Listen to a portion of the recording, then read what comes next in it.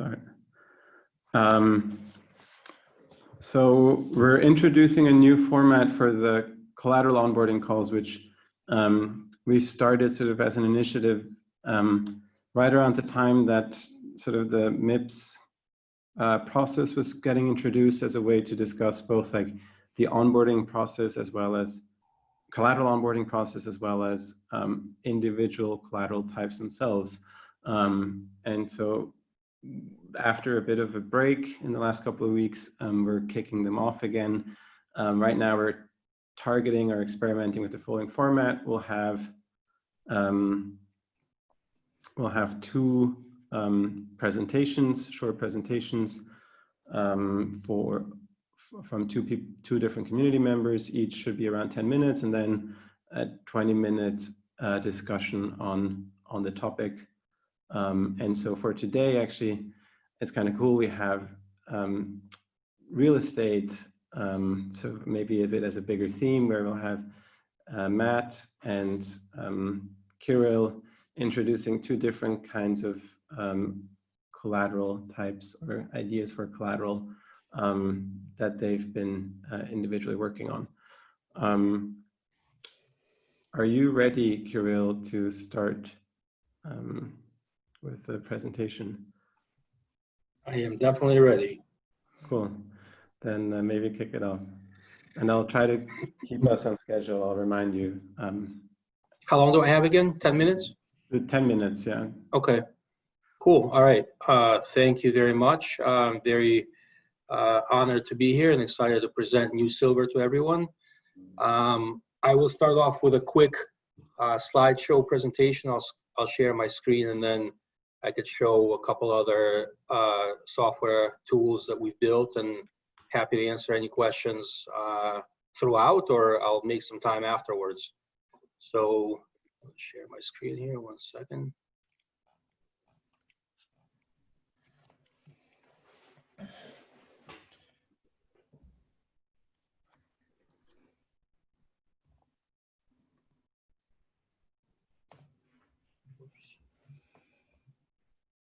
All right, so the name of the company is New Silver, and we are a technology-enabled non-bank direct lender, primarily for the fix and flip industry. The fix and flip industry, essentially, for those folks that don't know, is essentially driven by small businesses, real estate investors, where they look for opportunities to purchase real estate assets, renovate, and then resell them for a profit. It's a fairly straightforward business, but obviously there's a lot to it beneath the surface. So we were founded in 2018, went to market in January of 2019. We spent a couple months, 2018, writing some technology. Started in 2019, did about 130 plus loans without any defaults thus far. We have proprietary tech for automated underwriting, and then some other proprietary tech for value-add tools, which I hope to show you after this. We're partnered with a number of different data providers in the industry, and the team is experienced with technology and real estate, both. And as far as Maker specifically, we've gone through a pilot with Centrifuge and Maker, and we did a pilot with Collateral and CDP back in August of 2019, so last year. And then we have a new vault going right now as well. So as far as just talk a little bit about the industry. So depending on what you read, there's about 7 to 10% of all real estate transactions are for investment purposes. So fix and flip being a big one there. So the construction financing market is about $60 to $100 billion per year in the United States. It has been a highly competitive sector with a number of very small lenders. Anything from, think of a mom and pop lending out a little bit of money to their friends and family and neighbors, up to a little bit more professional, institutionalized lenders that are either regional or national. COVID-19 has taken a lot of the lenders out of business, or they're on pause, or there's a lot of shift in the industry right now. but it's also created a lot of opportunity and potential opportunity in the future for fix and flippers to essentially purchase potentially distressed assets, or lenders to essentially take over more market share and replace some of the lenders that are not lending or have permanently folded. And as far as the Maker CDP, we propose a junior and senior tranche structure to reduce network risk. I could talk, specifically on that if we would like afterwards. So as far as what has New Silver has built, our proprietary technology. Somebody in the waiting room here. Our proprietary technology speeds up the origination process. It decreases underwriting risk, and it decreases cost and time for underwriting significantly. And as I mentioned, we have some other value-add technology that kind of, the idea is to bring our borrowers and potential borrowers in and have them, build some loyalty to New Silver, and the goal is to help them be more successful, right? So the borrowers and the potential borrowers are all looking for the best possible deal where they can earn the most amount of money. These are all small businesses, 1, 2, 3 partners along those lines. And so we want to help them do that. We want to help them be as successful as possible. At the same time, we hope that they'll remain loyal to us. So we've done, as I said, about 130 loans. We have about 70 million plus. I think it's up to 80 million right now in loan requests in the pipeline right now. We use a bunch of different parameters for automated loan underwriting, FICO score. So our underwriting is based on the collateral and the borrower. So on the borrower side, we look at their experience and we look at their FICO score. And then on the collateral side, we look at a lot of data points, census data.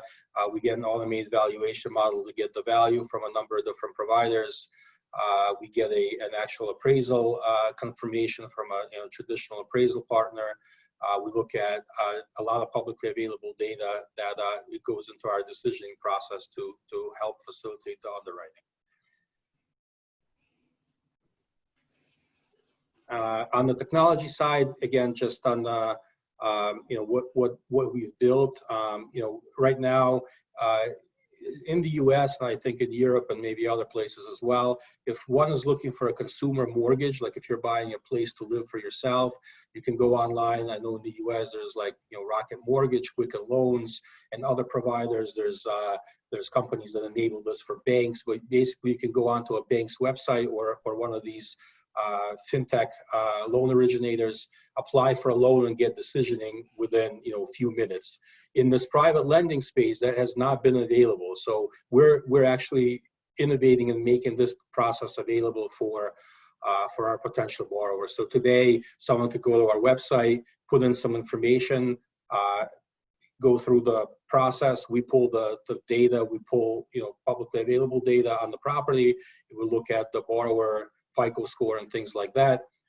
And then we can make a decision, whether or not they could be conditionally approved and what the pricing is for that specific loan application. All that can be done in less than 10 minutes. So as far as the loan process, I know there may be a lot there, and this chart is also available in the on the Maker forum. But essentially, somebody will go through the process. They pass the pre-qualification. Then there's an automated underwriting that takes place.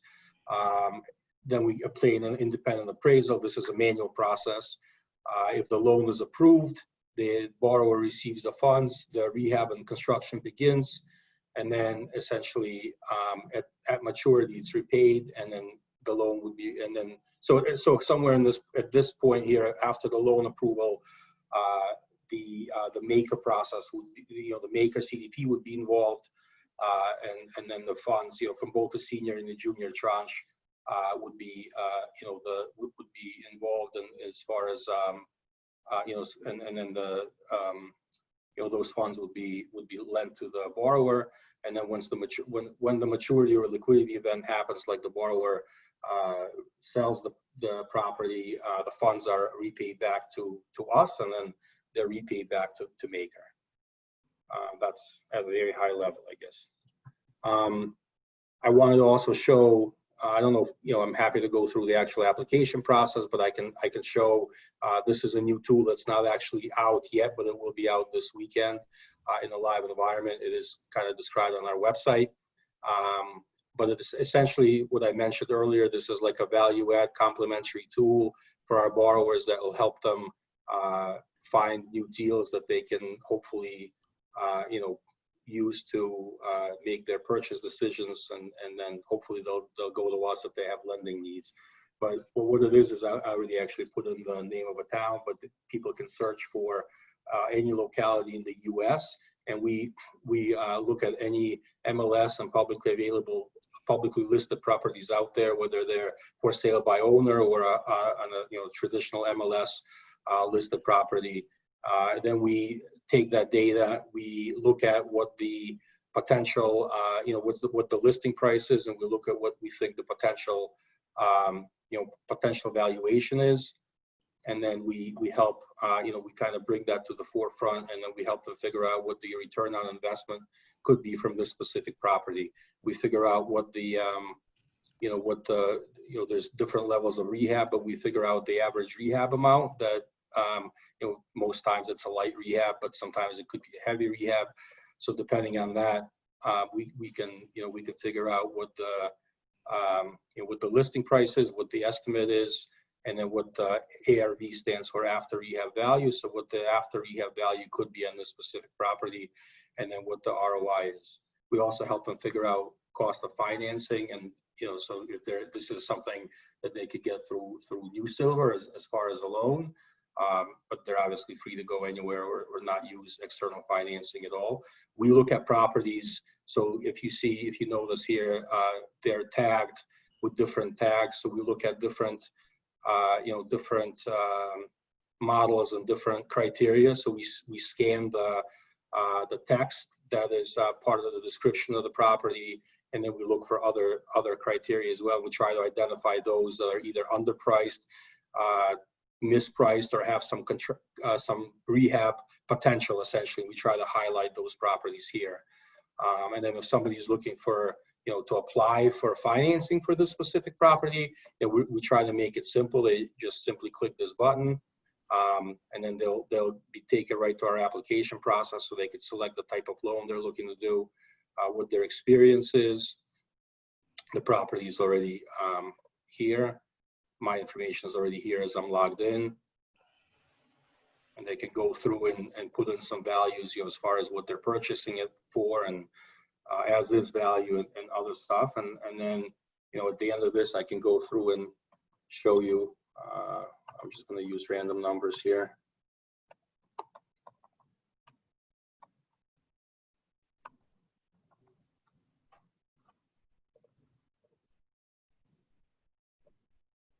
So here, this is sort of a conditional approval for this loan amount, right? So I kind of made it easy. So the loan amount that I put in would be a good fit for this specific valuation. So they could see here what the what the loan amount they could potentially get, what the interest and the origination fee is. If they wanted to continue this, they can click the continue their application button, check off some disclosures. Kirill, yeah. 10-minute. Yeah. Okay. Yeah, I'm not going to go through the whole thing. Absolutely. Okay. That's, I can stop here, because then the rest of it is paying an application fee and other stuff that may not be that interesting. And then at the end of it, they get a conditional approval. So happy to take questions. Yeah. Thanks a lot for your presentation. So feel free to just hop on the call. If for some reason you're not able to speak, then just post in the chat and someone else will try to get it on. Yes, I have a question. This is regarding very nice presentation, by the way. I really like this. Last couple of months, Maker has had a slight problem keeping the peg between DAI and US dollar. Can you describe if this will have any effect on you, on New Silver? Yeah, I mean, I think because we deal with fiat as far as lending in fiat and getting paid back in fiat, and interest is in fiat. So I think it's a short-term risk, but yeah, there could be, because if we are, just to use an example, if we're getting $1 million out of the CDP or $1 million out of the CDP, we'd want it to be $1 million or very, very close to it. From what I understand, and I'm not an expert on the PEG specifically, but from what I understand, one DAI was worth a little bit more than $1. Am I correct? Recently? Yeah, it was worth $1.02, like last time I looked. Yeah, so I think so. In that case, then, yeah, I mean, it could be some short-term risk. You're right, but I also think that the fiat on and off ramps, from what I know, and again, I may not be 100% correct, there may be a way to kind of hedge and build in some one-to-one conversion security. But yeah, it's something to be thought through, I guess, a little bit more closely. Yeah. Thank you for your answer. I've been partially thinking the same. As long as you have DAI and you exit into fiat, and then you pay back in fiat. It's as long as it stays within a couple of percent. So this is 2-3%. It should be okay. But at some point, of course, it will be. It will be a disadvantage, but it should work as long as the peg is within a couple of percent. Yeah, I mean, I think if it's off by a lot, then yeah, there could be some risk depending on which way it goes. But either way, it's not a great situation. But I think that would probably affect everything else. I think from what I know, I mean, the community has gotten fairly good at kind of keeping it close to parity. Hey, Kirill, real quick, because I know we're short on time. Were you guys, and I don't mean you and the founders, were you guys around 10, 15 years ago? I feel like I heard the company name before, New Silver. Are you guys hard money lenders? We are hard money lenders, but we have not been around. We started in 2019. Well, we formed in 2018, started in 2019. Okay. And second part, real quick, you register in all 50 states or just a few here and there? We can do business in 40 states, so we cannot originate in 10 states, including California. Okay, awesome. Thank you. You're welcome. Hi, hi, Kirill. My name is Vitaly. Also, very nice presentation. Thank you. I'm interested in the liquidation process part. So the lending through MakerDAO and assumingly with the drop tokens and everything, there assumed to be some liquidation process. Can you give the quick overview of that?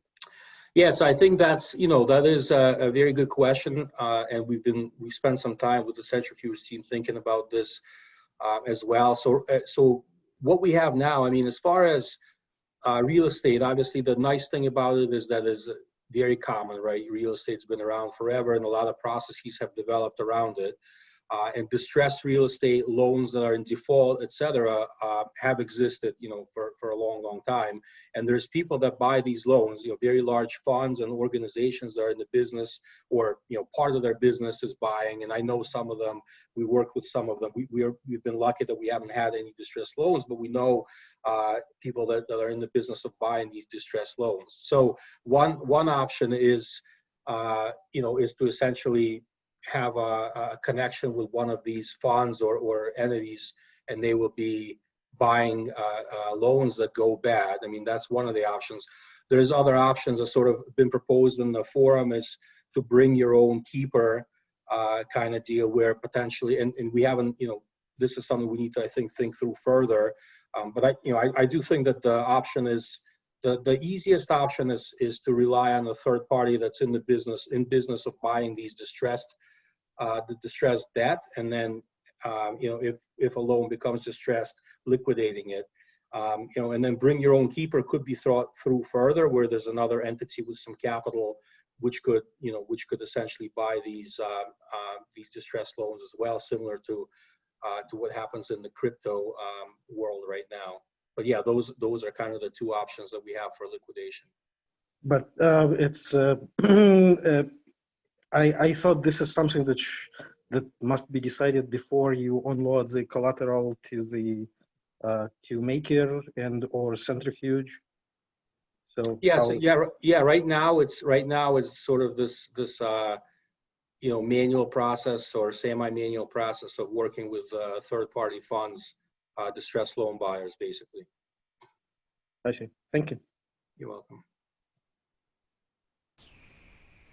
Thank you. That was a very, very interesting presentation.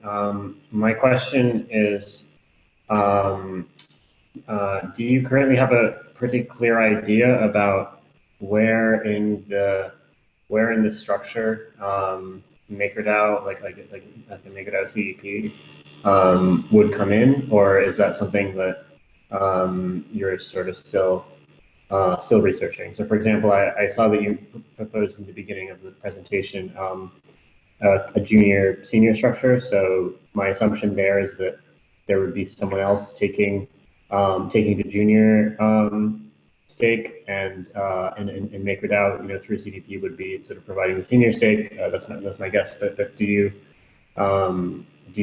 say a bit more about what this would look like? Yeah, no, you're absolutely correct. So we proposed a junior senior tranche. The junior tranche would be so I mean, we would have a number of loans put into a structure that would then be locked into a CDP. It wouldn't be one individual loan. And then junior tranche would be taken by outside investors, including us. So we include us, the originator. We would have some quote unquote skin in the game, and then we plan on we have some interest from outside investors who would be interested in the junior tranche. Okay, got it. So if I'm following, what will happen is you'll put a portfolio of these loans into an SPV. The portfolio gets managed by, well, I guess New Silver, New Silver is responsible for originating these and putting these assets into the portfolio, and then shares of this SPV this SPV is issuing tokens which can go into a CDP, which is used to borrow DAI, and this DAI goes into the is used by the SPV to be sold for USD and then used to fund those loans, combining with the capital that was put up by the junior tranche. Is that roughly what we should expect? That's correct. Okay, cool. Thank you. Welcome. I have a question. I don't know if it's more for Kirill or for the rest of the Maker pros that I'm seeing around, but is Maker taking all the risk and all the profit, or someone as an investor would be able to somehow interact with that CDP and be able to, I don't know, to invest somehow? I don't know if my question is clear. I hope it is. If I'm understanding correctly, yeah. Outside investors will be able to invest in the junior tranche. We've got, actually quite a few people expressed interest in the CDP. So outside investors going forward, not in the CDP that we have right now, but outside investors would be able to take part in the junior tranche. But not through Maker. I don't know if anyone wants to add anything to that. I think it would be through this Centrifuge CDP. So maybe I can. So the technology or the sort of contracts that Kirill and New Silver is planning on using for sort of to bring this portfolio of loans to Maker is based on the contracts that we've been developing. And the way they work is that both tranches have an ERC20 token that in theory anyone could hold as both like a Maker vault or individuals. And so the junior tranche is clearly not in focus for, I think, for Maker, based on like the very leveraged risk or leverage return, but big exposure to the risk of the entire portfolio. And so I think where it really makes sense is to have this very safe and stable senior in Maker. But it is like possible, of course, also for like outside investors to invest in either of the two tranches alongside Maker and just sort of hold some of the ERC20 tokens that represent sort of these like shares in these two different tranches. So it could be structured in a way that investors can invest alongside Maker, definitely. I want to maybe do one or two more last questions, and then we move on to the second topic, if that's all right. If anyone has something, please jump in. I have a question, or more a thing for Kirill. We have at MakerDAO, we have a collateral application now from a team, I think it was called Arca, and they are, it's not an ERC20, it's an ERC 1404, which is an ERC20 with a approved customer list or a whitelisted number of customers attached to it, at least as far as I understood. So with regards to bring your own keeper, it's not something for the next couple of months or something, but it's something you could look into. So in that case, you would not need to go fiat for your junior tranche or senior tranche. Yeah, I mean, I think bring your own keeper is something that we would need to study a little bit more and figure out how the mechanics would work. I still think we would need to go to fiat though, because at the end of the day, our borrowers are dealing with fiat, like they're buying properties using US dollars. So they would want US dollars. If I'm understanding correctly, I think we would still need to do the conversion. Oh yes, you will still need the US dollars. It is just, it would be a market that would be more accessible for Maker if it was crypto, and it would allow for collateral offloading in case things do not go well.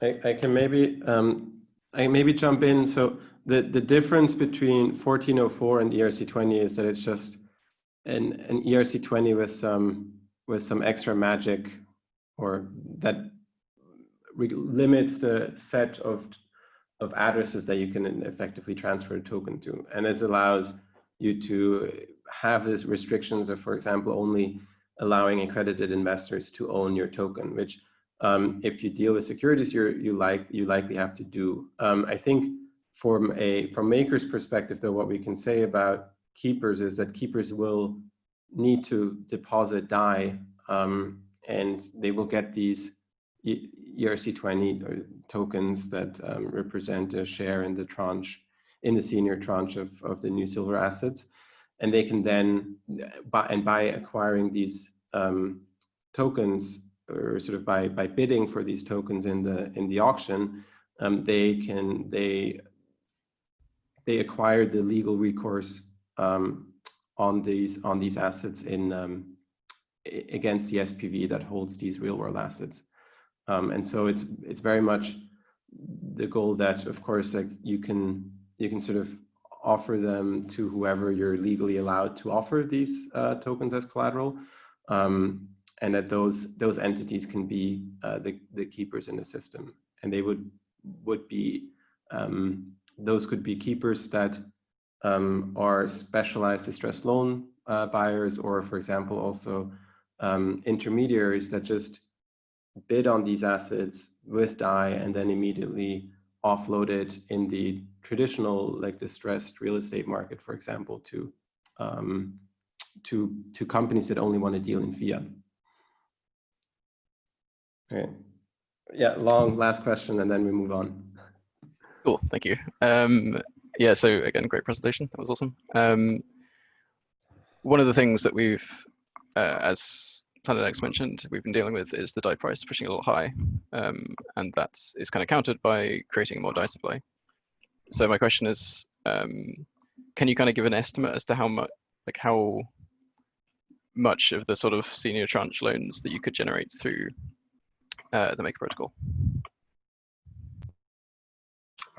Do you mean as far as what, so I mean, I think our pipeline, just in the traditional sense, our pipeline is, I think, around 80 million right now. I mean, obviously we don't expect to approve all of it. If we approve a small percentage, we approve historically around 10% of the loans.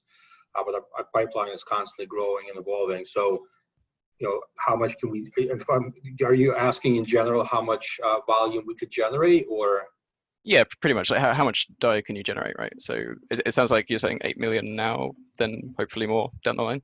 Yeah, I mean, the pipeline is always growing. So I think, our projections for the year in terms of origination volume were 40 to 50 million in general. Okay, thanks. So so 40 to 50 million over a year, and the average loan amount at time, how much is that? So the loan term, the average is 12 months, but the payback period is 6 to 8 months on the average. Okay, so yeah, you average like a little bit less than the total originations. It would be your target, like fund pool size. Cool, good, yeah, thanks. Matt, are you ready then? I am. Okay, welcome.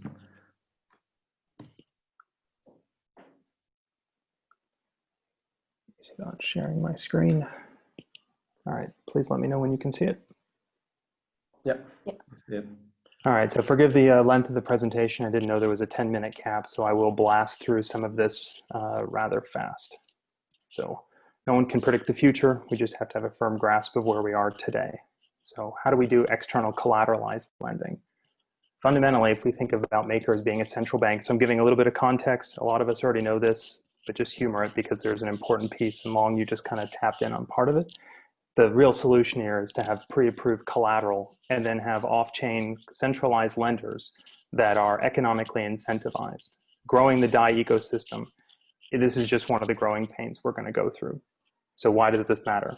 We have to find a way to offload this excess DAI and dampen these harmonics, if you will, that are in the system. So what does that mean? So basically, if you think about DAI in this crypto world only, it's just a gigantic pool with whatever it is that's moving things around. Now, you tell me if you can see where the DAI yield farming is on this. Now, I want you to imagine what you see right now, but if there was only an edge, a place where all the energy would be reflected back to the center, that's what we have. We have to find a way to do the exact same exercise mentally, but with basically the equivalent of a negative edge pool. So what does a negative edge pool look like? We end up dampening the harmonics, it pulls the excess DAI off, and the goal is to let it stay off or slowly come back on as necessary, as market driven. What's important is that the collateral that falls off be safe, secure, with recourse, and in an economic environment that we feel comfortable. If it had to stay there for an extra year, it would be okay. Okay, so what's really important? We got to make sure that whatever has the excess overflow valve, that it's in effect a capital sink. And we have to do it with recourse and legal enforceability in place and economic incentives to perform for whoever took that capital off. So what are the documents and how does Maker community enforce that loan? So centralized lender of community, pre-approved collateral types. So we were just talking before about real estate renovation. My piece of this for right now is credit tenant leases for commercial real estate. I'm going to go through the structure for a moment and then I'll go through more specifics on the real estate. But the structure I'm about to present could be used for renewable energy. It can be used for a variety of asset types. And the two fundamental pieces here is that an off-chain lender and the Maker community as a whole, the engagement is embodied in a revolving credit facility agreement and a trust agreement in its most generic form. So what does that mean? So it means that we have a legal entity that's approved by the community, in effect me, that's applying for the equivalent of a lender license to provide these private loans. with credit quality behind it. In my case, for credit tenants, so tenants that have B rated, double B rated, or investment grade behind it. Banks, they're basically lending structures. We just don't need to have the depository side behind it. So we're going to follow a lot of what banks have done in the past, but we're not going to be driven by it. We're just going to be guided. So fundamentally, the space that I'm targeting right now initially, and we'll be expanding into other areas, including renewable energy later, in fast forward 2-3 years, will be this space of credit tenants, where there's a location that is shovel ready, that has a credit rated party that's on the hook to make rental payments upon completion of construction. Average loan size is between $2 to $5 million each. The lifespan of the loan is usually 12 to 14, 16, 18 months to 24 months, and there may be extensions if there is a market reason to extend. And we can go through the loan requirements. It's all New York enforceability, all with legal opinions related to the loan agreement. So who we're competing against in this space would be commercial lenders. So what are some of the fundamental starting requirements? LendCo, as we're going to call it, it has to be in good standing, and it must give good liens in favor of the trust that I was outlining a moment ago, and I'll go through it in a second. And it also must receive clear first position liens on all commercial real estate that it touches, the assignments of rents and profits, etc. So where can the capital go? Well, the first step is the equity in any deal has to go first. Equity not being raised from a token, but equity that LendCo raised through private offerings. Thereafter, MakerDAO facility would be used to meet any equity requirement. And then only collateral that's been pre-approved, etc. And as long as it's lower than the debt ceiling. Again, all legal enforceability, and there must be an equity component. And then there's quarterly reporting and performance and compliance. All of this is comprised in this credit facility agreement. As I was outlining, and I'm going to kind of jump through this, there's an equity contribution that's required for every transaction from LendCo into a given project, where Maker is purely the equivalent of a bank revolver, but it's just not a bank. So fundamentally, and this is, I'm going to jump to the very bottom part of it, which is all off-chain lenders, all of them should be a bit uncomfortable borrowing DAI. If someone isn't uncomfortable, then something doesn't make sense. Everybody who's doing an off-chain lender needs to feel like there's in effect a gun to the head. And as a result, they're well motivated to act in accordance. It needs to be structured such that an independent party, if needed, could foreclose on the assets of LendCo and return any proceeds without the consent of LendCo. That there's no way that they could impede any loans that had been given, that an independent party, if needed, could foreclose to recuperate any assets that LendCo had if there was a material breach. A couple issues that are like the single greatest issue are going to be DAI extension will be taxation and KYC and AML. We'll go through that here in a little bit. So what is our fundamental structure? Our fundamental structure is driven around more, it's a mixture between how asset-backed securities handle and their security agreements mixed with how banks provide credit facility agreements. In effect, we're marrying a bank structure and an asset-backed trust structure such that the trust and a trustee represent and embody the benefits and the rights of maker holders, and the credit facility agreements outline all of the covenants and promises, positive and negative covenants that LendCo can engage in external commerce. More specifically, and again, we don't have enough time, and I haven't even got to my company specifics here, but in effect, you have a maker representative that engages with a trust company, which engages with LendCo, and LendCo then engages with multiple borrowcos. Each of those has assets, they each have primary loan agreements, and there is a fundamental revolving credit facility agreement that governs the entire relationship that has a reporting requirement, where that reporting requirement is in effect what gets fed back into the maker governance to determine whether or not the structure is or is not in compliance. And if it's not in compliance, maker governance executes a liquidation, which then the trustee liquidates LendCo. So fundamentally, right now we're targeting with a 30% preferred equity that's been externally raised, married with a 70% maker credit facility, providing 100% loan to cost to do a given project for borrowco. Fundamentally, we are centralizing all of the project equity and we're centralizing all the project debt so that we have a singular focal point for financial audits and compliance. Fundamentally, just a quick note, risk teams, I think, will be bifurcating into on-chain collateral and in the equivalent of a bank relationship manager for off-chain collateral as they find a way to determine compliance per agreements for off-chain lenders. So what's really needed here to be able to pull this off is we need top talent securities counsel that can draft and ensure the enforceability of trust agreements, credit facility agreements, trust company relationships, and all the audit that goes along with this. So fundamentally, my business, Success Capital, is about building commercial real estate where we put the risk on the other guy, always. Its execution risk goes on the developer across the board.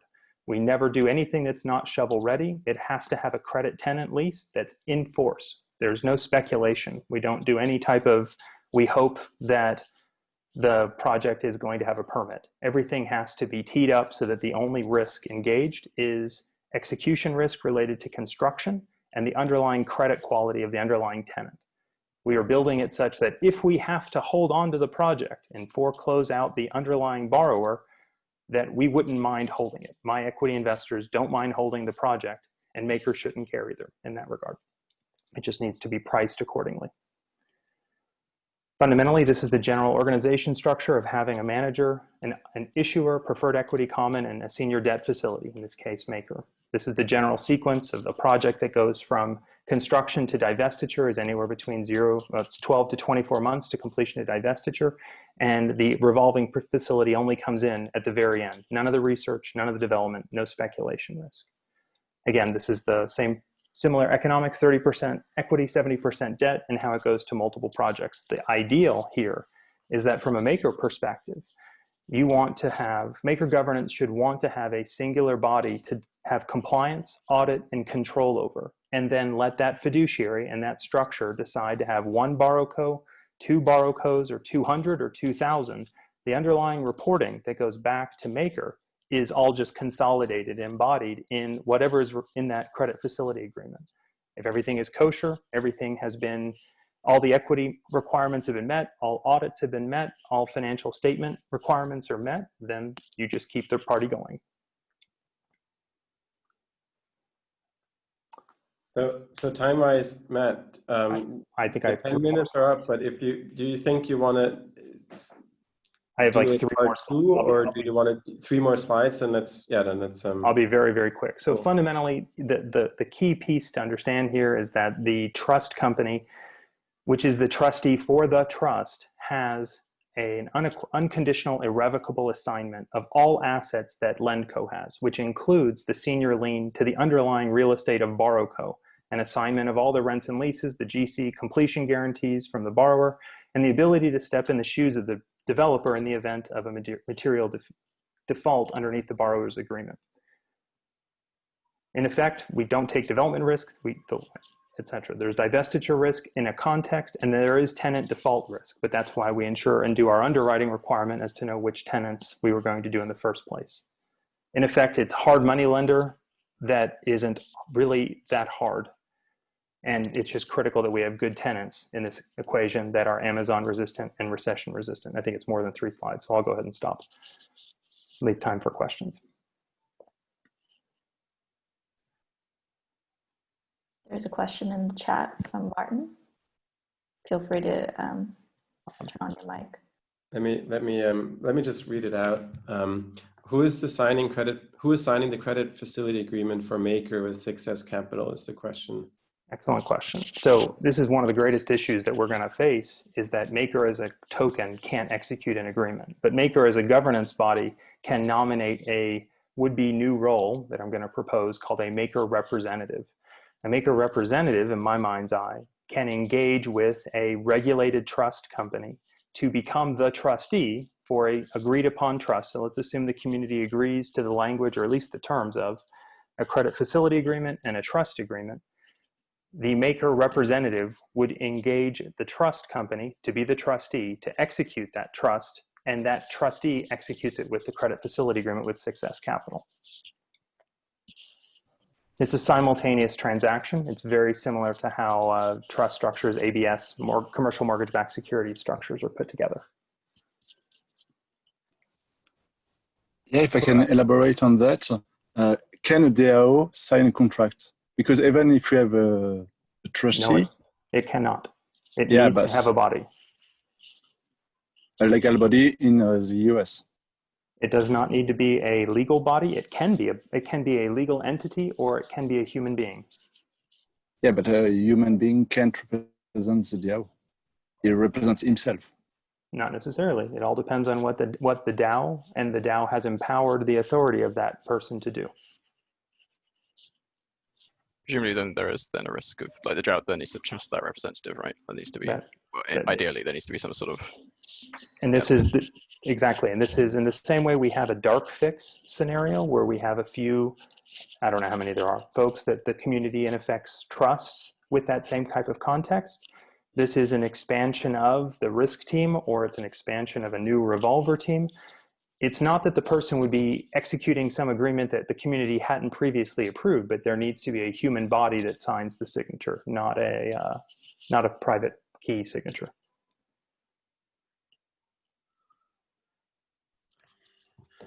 Cool. So it could be, could this be structured in like you have the community can elect 20 entities to be part of this trust, and then in case and provided that one of them is sort of acting in MakerDAO's best interest, that this entire agreement holds up? Or like what is sort of the, if I put on my crypto hat and I think of like how many honest participants would you need, would it be possible to do it in such a way that actually, I would go further and say, I think it's not only, it's almost certain that the community could, should, and must continually elect different folks. It's not contemplated that one person would be the perpetual Maker representative. I don't think that would work. I think there's the hit by the bus scenario that is too predominant. You would definitely want to have 5 people and have MakerDAO be able to nominate somebody new whenever they chose to by Maker governance. Cool. Can I ask a different question? You said that people should be uncomfortable holding DAI or having a DAI debt in this scenario. I say me. I'm not referencing anybody else other than me. As the principal behind this. Whenever I take on the fiduciary risk to borrow money, there is exposure, and if the structure is sound, the real question is, there still is recourse, that there's still somebody on the hook to make sure that you have to do the right thing. I'm building a business, and if I screw up the business, you're borrowing money, you have to repay it, period.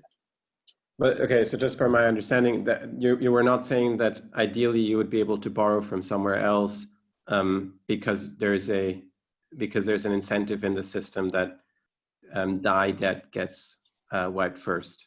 No, the other way around. It just took the common statement that anybody that takes out a DAI loan for anything external to the system, you're just taking on risk. It's no different than taking on a very large mortgage. You just should be mindful before we borrow money. And this project has very large ambitions, very large dollar amounts. We are tracking right now for at least $30 million of project inventory in Q1. And I would prefer to have all the debt financed through Maker. I feel like the uncomfortable comment was maybe kind of related to, I think the point you were trying to make was that if you're borrowing DAI from Maker, then you should feel uncomfortable because you are on the hook for that in some way or another always, right? Rather than if you feel comfortable with it, then that's probably because you're not on the hook in some way and you've kind of gotten away with something, right? That's exactly, if I didn't articulate it correctly, that's how I should have said it, yes.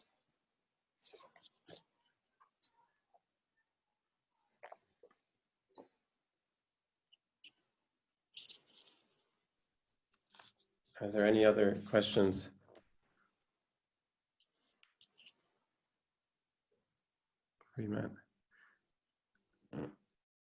Maybe Do you have an idea of the amount you want to borrow? Oh, sure. Yeah, I mean, so we routinely for these projects, like I mentioned, they're between $2 to $4 million.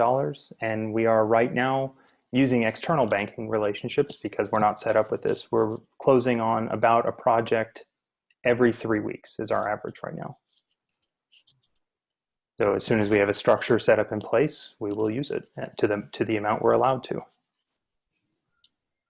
Okay, thanks. Perfect. So in terms of like outstanding, I guess like borrowers, like at any one time, what does that end up as roughly? Yeah, I mean, my objective is to start off with a reasonable sized revolving facility, but I mean, we're going to max it out. The point more than anything is to know that the collateral stream all the way ties from LendCo all the way into the underlying project.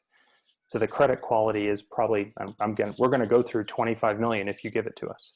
And it's not, give is not the right word, allocate, where we're providing the cross agreements that provide fingers into the credit tenant quality.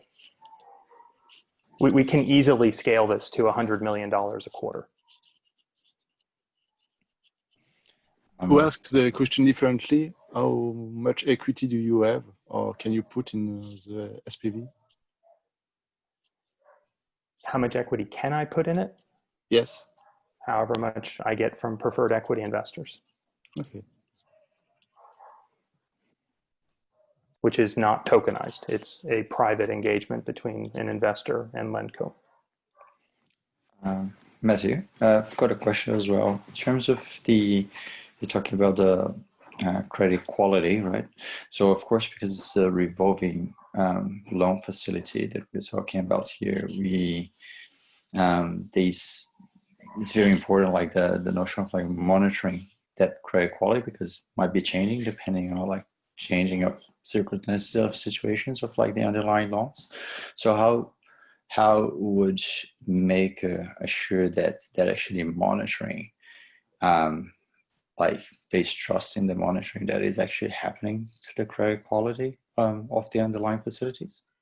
Excellent question. 2 points. A, LendCo does its own loan underwriting. We only want to make sure we don't have any defaults. We have a 30% buffer to make sure on any loan that we get hit first before the senior debt would ever get touched.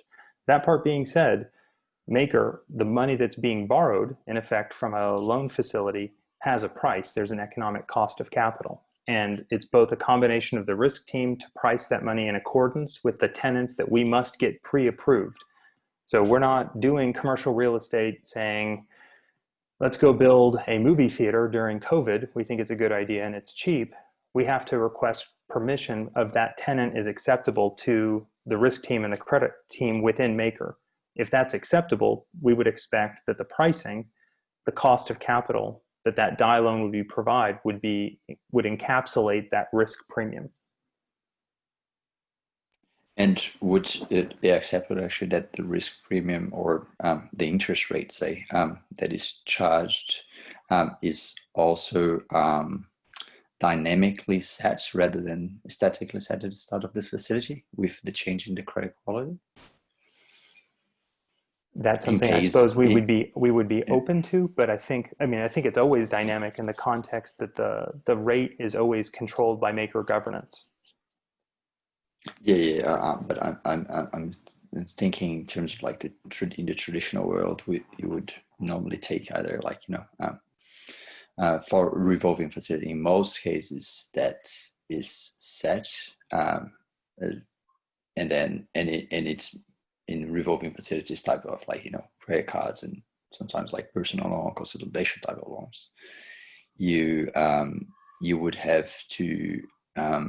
That's usually set quite high because of the relatively high risk. In this case here is a little bit different because we're talking about like commercial lending, which is in theory a little bit less risky, right? So that's why I think the question around the monitoring is very important, so that actually that pricing mechanism can also be set right every time, and we have like, I guess, all the information is available to be able to set that continuously. So. Yeah, my stated objective, however, fundamentally is that this credit facility agreement, normally with a bank, they're 120 pages long. This construct is going to need that to be modified heavily, one where we're going to, in effect, bifurcate the agreement fundamentally, where maker governance will have control levers over which tenants we have, what the reporting requirements are, what the scope is. And Lenco can request those to be changed, and they can only be affirmed or once maker governance basically ratifies that request. But those levers would not only include, our cost of capital, but it would also later down the road include our equity component. One could imagine that if it's 30% and 70, and if there's a scenario where DAI goes higher, as an example, and it's want to encourage Lenco to advance its lending and expand its lending operations, that if it lowered that equity requirement, Lenco would be more motivated, because raising equity is always is a time-consuming endeavor. And if we can do 2 deals with the same equity, well, that takes off more DAI off the market. We are economically motivated in that regard. It's not only a risk lever, it's also very similar to how the Federal Reserve and the banking system works. We've just kind of reverse engineered, flipped it around, put the collateral in the control of, in effect, the Federal Reserve, in this case, maker governance, where, well, we're not a bank, we're not creating a bank, we're creating a finance company, a lending company, but I'm trying to mimic all of the structures around how the Federal Reserve can encourage a bank to provide more loans. This is no different. The pricing of the cost of capital, the tenants, get decided by maker governance. The legal structure just needs to be approved and made bulletproof. Then the question is which collateral does maker authorize, and how much incentives and what disincentives do we have, and those will be largely driven by the DAI price. That's why when I mentioned that video at the very beginning of why it's so essential to capture and dampen the waves, it may fall into a fault like what do we call it, an exhaust valve, an overflow valve, that where that DAI gets caught, we need to feel comfortable that it may sit there for 6 months for whatever reason. If it's desired and it is needed that those loans stay outstanding or expand operations, as long as the credit quality is something maker decides it is comfortable with, we can expand our operations exponentially. My objective, again, is to make sure all the reporting, the audit requirements, everything stays centralized so that maker always has its finger on the trigger of a gun against my head to make sure that we perform. And even if we don't perform, that there's a scenario in place where, with this, in effect, cut-through agreement, which I'll write about later, where that trust company with a trustee has its finger in all of the collateral, all of the assets of Lenco. So even if Lenco for whatever reason doesn't meet one of its requirements, or maker decides it wants to liquidate the vault, there is an independent party that will do that and return the proceeds back to maker without my consent. I think that what you're talking about here, right, is like just backup servicing companies that do this as well in like the traditional like credit world, where like you can have a third-party servicer that can take over a portfolio of loans if the operating company that is servicing these loans at the moment is going bankrupt, or is that sort of the? Well, so the analog to that would be, it's not so much loan servicing companies per se as it is the trust structures that house them. So, the part of the reason it's essential for that credit reporting agreement to have a robust reporting requirement that Lenco has to give to the maker governance on a reoccurring basis. Why it's so important is to make sure that Lenco never engages in collateral that's not approved by maker, to avoid what happened in 2008. Okay, but let's rewind. What happened in 2008, all these assets got put into mortgage-backed securities. Those securities were held in trust companies. Those are trust structures. They're statutory trusts in Delaware so that they're bankruptcy remote. Those trust companies, when the loans were going through the foreclosure process, those trustees were empowered to liquidate and foreclose on those assets, independent of anybody who wanted to stop them. No different here. Okay, so we're slightly running over time. I would like to wrap this up. If there's another short question, then we maybe can make room for that, and then I would say we adjourn for 2 weeks. Is there anything else something. Okay. Yeah, just a quick one. For both projects, for both collaterals, we are talking about fixed rate, right? Because they can't leave if the base rate goes to 20 or 40%, something like that, overnight.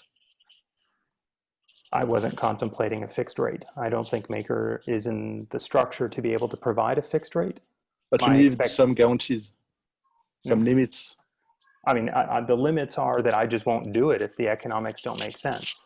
It has to be priced market compared to the market, and I fully expect that Maker, A, given the current environment of the DAI, will be able to be more aggressive than the market price. But even B, this stuff is investment grade credit quality. If it's not market competitive, I will be forced to repay back all the loans and go back to a traditional bank. Okay, perfect. Nice. Okay, thanks everyone for joining. So we're gonna do another call like that in 2 weeks, same time. Open for suggestions on new topics, new collateral types, also feedback on format.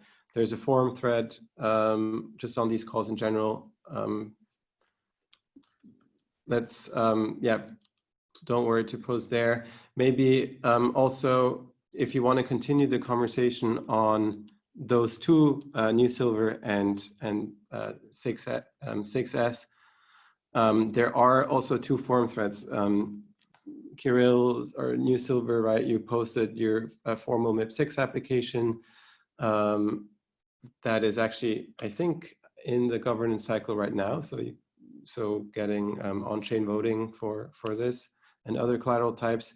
And Matt, you posted a forum thread called how MakerDAO can be a competitive lender in the credit tenant marketplace. It's been a good start of this discussion. So yeah, let's keep going there. And I hope to see a lot of you again in 2 weeks.